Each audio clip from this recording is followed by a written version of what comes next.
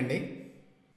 వైఎస్ఆర్సీపీ వారు గత 5 సంవత్సరాల్లో 433 కోట్ల రూపాయల ప్రభుత్వ భూమిని తమ పార్టీ కోసం తీసుకున్నారండి. దీనికి వాళ్ళు కట్టిన డబ్బు ఎంతండి? 14,71,000. మొత్తం భూమి 43 ఎకరాల 6 సెంట్లు అన్నమాట. మొత్తం రాష్ట్ర వ్యాప్తంగా ఎందుకోసం? వైసీపీ పార్టీ ఆఫీసుల కోసం అట.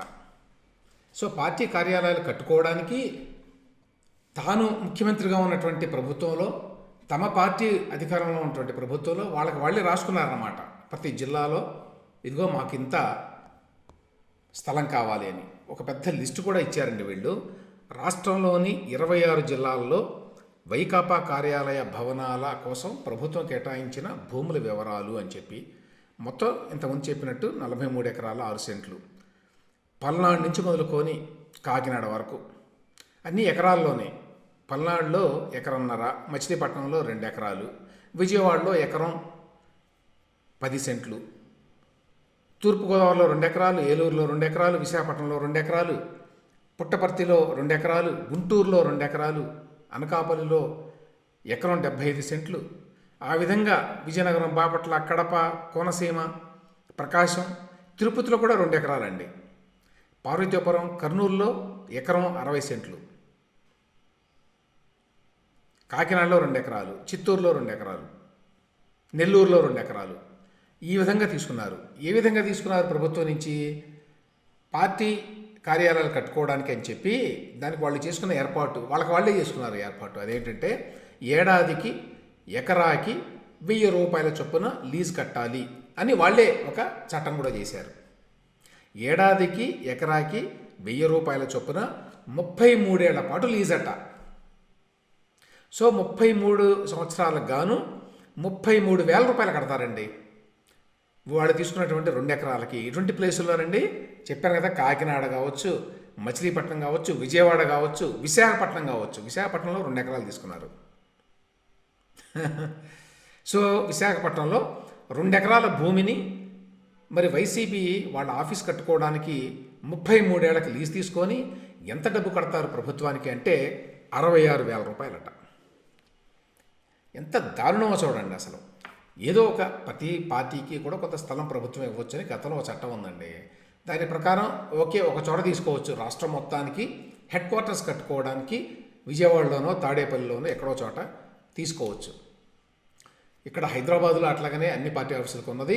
అదేవిధంగా మనకి విజయవాడలో అంటే మంగళగిరిలో టీడీపీకి ఒక ఉన్నది. అట్లాంటప్పుడు వీళ్ళు కూడా అక్కడ ఒక 2 ఎకరాలు ఎంతో తీసుకున్నారనుకోండి, అంతవరకు పర్వాలేదు. ప్రతి జిల్లాలో, అందులో మీరు జిల్లాలను డబల్ చేశారు కదా, 26 జిల్లాలు. 26 జిల్లాల్లో ప్రతి చోట తీసుకోవటం. అది కాకుండా ముఖ్యమంత్రిగా తానే ఉండి తానే అధ్యక్షుడైనటువంటి పార్టీ వైఎస్ఆర్సీపీ అంటే ఏంటంటే వాళ్ళ సొంత పార్టీ కదా. ప్రాంతీయ పార్టీలన్నీ కూడా వాళ్ళ వ్యక్తిగత ఆస్తులవి. ఆ పార్టీలు తెలుగుదేశం పార్టీ అయినా కూడా అంతే, జనసేన అయినా కూడా అంతే. అవన్నీ కూడా వాళ్ళ వ్యక్తిగతమైనటువంటి ప్రాపర్టీస్ కిందనే లెక్కేయాలి మనం.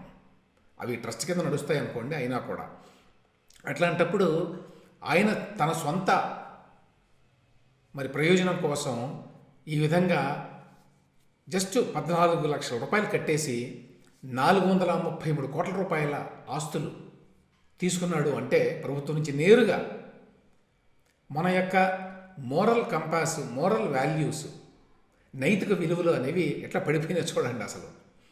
దానికి ఏమాత్రం ఆయన ఇబ్బంది పడడం కానీ, నేను ముఖ్యమంత్రిగా ఉండి నా పార్టీకి 433 కోట్ల రూపాయల భూమిని నేనే రాసుకోవడం ఏంటి అని ఏ రకమైన బెరుకు కానీ, వెరపు కానీ అవి ఏమీ లేకుండా, ఏ రకమైన గిల్ట్ ఫీలింగ్ అనమాట, తప్పు చేస్తున్నాం అనేటువంటి భావం లేకుండా బ్రహ్మాండంగా కట్టుకుంటున్నారట ఆఫీసులు. విశాఖపట్నంలో కార్యాలయ భవనం, వైసీపీ కార్యాలయ భవనం ఫోటో కూడా వేశారండి ఈనాడు వాళ్ళు. భారీ ఎత్తున ఉంది అది కూడా. వాళ్ళకి డబ్బులు కొదవలేదు కదా.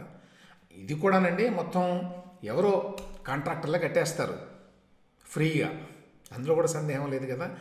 విదేశాల్లోనండి ఇటువంటివి చిన్నది ఏదైనా బయటపడితే ప్రభుత్వంలో ఉన్న వాళ్ళు ఈ విధంగా లబ్ధి పొందారు, వాళ్ళకి ఎవరైనా బయట వ్యక్తులు చిన్న లబ్ధి చేశారు అంటే వాళ్ళు వెంటనే వాళ్ళ పదవి నుంచి దిగిపోవాల్సి వస్తుందండి. ఈ మధ్యకాలంలో సింగపూర్ మంత్రి ఈశ్వరన్ గారు ఆయన అవినీతిలో ఇరుక్కున్నాడని చెప్పి ఈ వైసీపీ వాళ్ళు, వైసీపీ భజన చేసేటువంటి కొంతమంది మేధావులు దాని గురించి తెగ మాట్లాడారండి. అంటే ఆయన ఈ సింగపూర్ వాళ్ళు ఉన్నారు కాబట్టి అమరావతిలో సింగపూర్ ప్రభుత్వంలో ట్రేడ్ మినిస్టర్గా ఉన్నటువంటి ఈశ్వరన్ గారు ఆయన చాలాసార్లు అమరావతికి వచ్చాడు కాబట్టి చూసారా మొత్తం అమరావతి అంతా అవినీతి, అమరావతిలో అసోసియేట్ అయ్యి ఉన్నటువంటి సింగపూర్లో ఉన్నటువంటి మంత్రి కూడా అవినీతిపరుడు అని పెద్ద పెద్ద మాటలు మాట్లాడతారు వీళ్ళు. ఈశ్వరన్ గారి మీద వచ్చినటువంటి ఆరోపణ ఏంటో తెలుసండి. ఆయన ఎప్పటి నుంచో మంత్రిగా ఉన్నాడండి, చాలా సీనియర్ మంత్రి ఆయన సింగపూర్ ప్రభుత్వంలో. గతంలో ఒకసారి ఉన్నప్పుడు ఆయన ఒక మంత్రిగా, టూరిజం కూడా మంత్రిగా ఉన్నాడు. ఆయన మంత్రిగా ఉన్నప్పుడు భారీ ఎత్తున టూరిజం యాక్టివిటీస్ని బాగా పెంచాడు. అప్పట్లో ఫార్ములా రేస్ కూడా జరిగింది సింగపూర్లో, అది కూడా ఆయన ఇంట్రడ్యూస్ చేశాడు సింగపూర్లో. చేసినప్పుడు ఎవరైతే ఆ ఫార్ములా 1 రేస్ని నిర్వహించారో ఆ నిర్వాహకులు, ఆయన మన ఈశ్వరన్ గారు బయట ఎక్కడికో వెళ్ళినప్పుడు, వేరే దేశానికో ఎక్కడికో ఒక టూర్ మీద వెళ్ళినప్పుడు విజిట్ కోసం అక్కడ హోటల్ బిల్లు కట్టాడు అనేది ఆరోపణ అండి. హోటల్ బిల్ కట్టాడో లేకపోతే ఫ్లైట్ టికెట్ బుక్ చేశాడో అది ఆరోపణ. జస్ట్ ఒక్క ఆరోపణ మీద ఆయన వెంటనే రాజీనామా చేసి దిగిపోయాడు. అది తేడా వీళ్ళకి వాళ్ళకి.